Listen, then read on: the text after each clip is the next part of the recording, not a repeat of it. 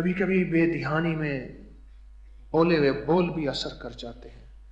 کبھی کبھی بے دھیانی میں ایک فیکٹری کا مالک تھا، بہت بڑی مل تھی.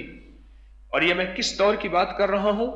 یہ میں دور کی بات کر رہا ہوں 65، 60 اور 70 کے درمیان، جب ملیں نہیں ہوتی تھیں. پاکستان کی پہلی کپڑے کی مل colony textile mill Multan, colony textile, بس ایک ہی دو ملیں ہوتی تھیں. پھر تو ملوں کی بہت زیادہ ملیں لگی. اس کی بہت بڑی مل تھی. اس کا جو منشی تھا وہ نمازی تھا، یہ نمازی نہیں تھا.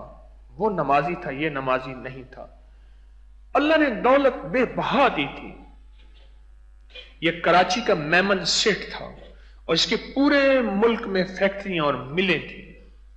ایک دفعہ مل پہ آیا تو پتا چلا کہ اس کا جو ہیڈ ہے وہ نماز پڑھ رہا، بس منہ سے بے ساختہ نکل گیا، ایک تو یہ نمازی ہمارے گلے پڑ گئی ہے.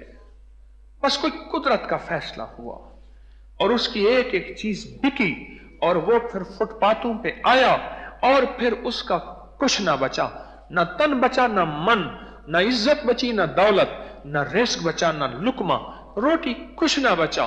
اور رب نے اس منشی کو زندگی میں وہ عزت اور کمال دکھایا کہ آج اس کی نسلیں ارب پتی ہیں.